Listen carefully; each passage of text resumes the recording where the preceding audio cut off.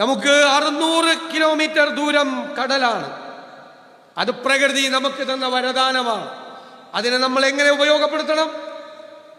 2 international see പോർട്ടുകളുണ്ട്, വിഴിഞ്ഞത്തും കൊച്ചിയിലും. ഒരു container ടെർമിനലുണ്ട്. 17 തുറമുഖങ്ങളുണ്ട്, mini പോർട്ടുകളുണ്ട്. കേരളത്തിൽ 17 മിനി പോർട്ടുകൾ. ഇതിനെയെല്ലാം സംയോജിപ്പിച്ച് നമ്മൾ കൊണ്ടുവരാൻ പോകുന്നത് മിഷൻ സമുദ്ര കോസ്റ്റൽ ഷിപ്പിംഗ് ആണ്.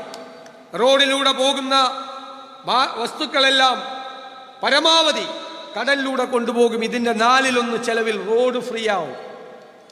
ഒരു പുതിയ ആരംഭം കുറിക്കുകയാണ്. രണ്ടാമത്തെ ഘട്ടത്തിൽ അത് ക്രൂയിസ് ഷിപ്പിംഗ് ആക്കും, പാസഞ്ചർമാരെ കൊണ്ടുവരും. മൂന്നാമത്തെ ഘട്ടത്തിൽ നദികളുമായി ഇന്റഗ്രേറ്റ് ചെയ്ത് ടൂറിസം ഡെവലപ്പ് ചെയ്യും. ഈ പ്രോജക്റ്റ് കേരളത്തെ സിംഗപ്പൂർ പോലെ, സിയാറ്റിൽ പോലെ ഒരു തുറമുഖ നഗരമാക്കി മാറ്റണമെന്നുള്ള സ്വപ്നത്തിന്റെ സാക്ഷാത്കാരമാകും. ഞാൻ എല്ലാ കാര്യങ്ങളും പറയുന്നില്ല, ചിലത് സസ്പെൻസിൽ നിൽക്കുക.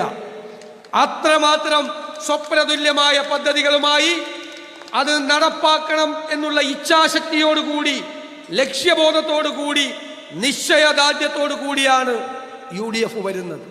ഇവരെവിടെയെല്ലാം പരാജയപ്പെട്ടോ അവിടെയെല്ലാം കേരളത്തെ കൈപിടിച്ചുയർത്തി